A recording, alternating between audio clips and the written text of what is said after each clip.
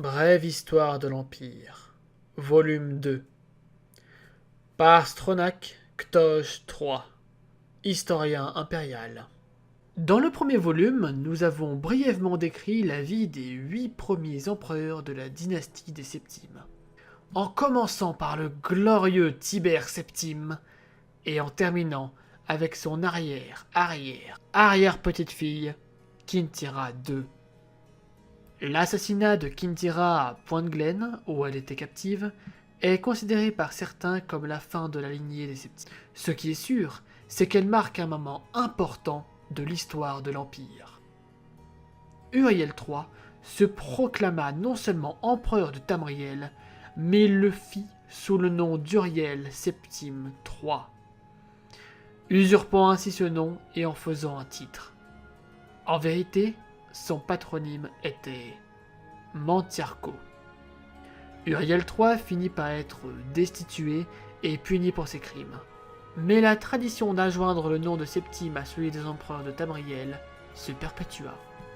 Pendant 6 ans, la guerre du Diamant Rouge, qui doit son nom au célèbre symbole de la famille Septime, déchira l'Empire.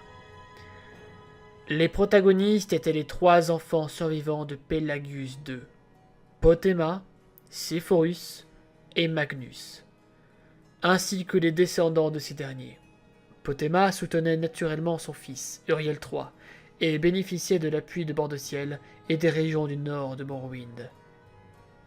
Mais la province de Haute-Roche finit par changer de camp sous l'influence de Séphorus et de Magnus. Les provinces de l'Enclume, de l'archipel de l'Automne, du Val Boisé, d'Ailleurs et du Marais Noir étaient divisées, mais la plupart de leurs souverains soutenaient Séphorus et Magnus. En l'an 127 de la Troisième Ère, Uriel III fut capturé de la bataille d'Ishidag, en l'Enclume. Sur la route de son procès à la cité impériale, la foule s'attaqua au convoi et Uriel périt, brûlé vif. Son oncle, qui l'avait capturé, se rendit à la cité impériale et fut proclamé empereur de Tamriel sous le nom de Séphorus Ier. Le règne de Séphorus ne fut marqué que par la guerre. D'après tous les récits, l'empereur était un homme bon et intelligent, mais Tamriel avait besoin d'un grand guerrier, et Séphorus savait le devenir quand il le fallait. Il eut besoin de 10 ans pour vaincre sa sœur Potema. Celle que l'on appelait la reine louve de solitude trouva la mort au cours du siège de sa cité-État, en l'an 137. Séphorus ne survécut à sa sœur que 3 années à peine. Il n'avait pas eu le temps de se marier et ce fut donc son frère, le 4e enfant de Pelagius II, qui hérita du trône. L'empereur Magnus était déjà âgé quand il coiffa le diadème impérial et la lourde tâche consistant à punir les seigneurs félons responsables de la guerre du Diamant Rouge et acheva de l'épuiser. Une légende accusa le fils et héritier de Magnus, Pelagius III, de parricide, mais cela semble peu probable et il n'existe aucune raison de le croire. De plus, roi de solitude depuis la mort de Potema, Pelagius se rendait rarement à la cité impériale. Pelagius III, que l'on appelle parfois Pelagius le Fou, fut proclamé empereur la 145e année de l'ère troisième. Presque immédiatement, la cour remarqua son comportement excentrique. Il mettait les dignitaires dans l'embarras et offensait ses vassaux. Un jour, il perturba un grand bal impérial en essayant de se pendre.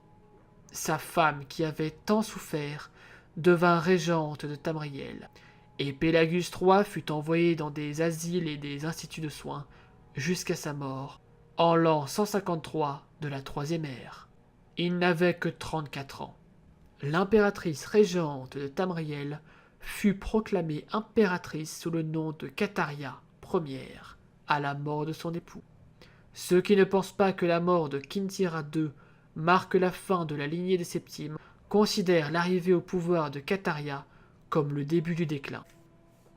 D'un autre côté, les défenseurs de cette dernière affirment que même si Cataria ne descendait pas en droite lignée de Tibère, le fils qu'elle eut avec Pelagius était du sang des Septimes, et qu'il perpétuait la lignée.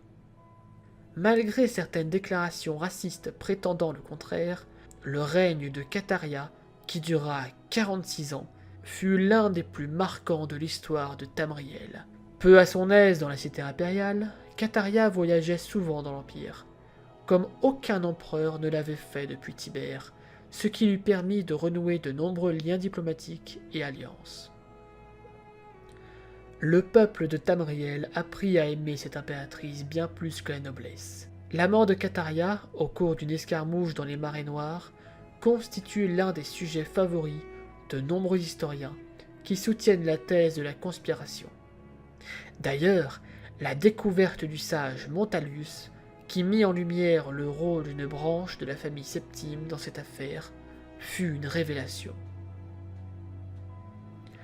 Quand Cassandre monta sur le trône à la mort de sa mère, il était déjà d'âge mûr. N'étant que demi-elfe, il vieillissait comme les Bretons. En fait, il avait dû abandonner son trône de refuge à son demi-frère Uriel pour raison de santé. Quoi qu'il en soit, en tant que seul descendant de Pélagus et donc de Tibère, il fut obligé d'accepter le trône impérial. Personne ne fut surpris que son règne ne dure pas longtemps. En moins de 2 ans, il rejoignit ses prédécesseurs dans la mort. Uriel Larat, demi-frère de Cassandre et fils de Kataria Ière et de son prince consort, Galièvre Larat, qu'elle s'était choisi après la mort de Pélagus III, quitta le royaume de refuge et devint Uriel IV. Légalement, Uriel IV était un septime. Cassandre l'avait adopté au sein de la famille royale quand il était devenu le roi de refuge. Mais aux yeux du conseil du peuple de Tamriel, il n'était que le bâtard de Kataria. Uriel ne possédait pas le dynamisme de sa mère, et son long règne de 43 ans fut marqué par la sédition. L'histoire d'Uriel IV est racontée dans le 3e volume.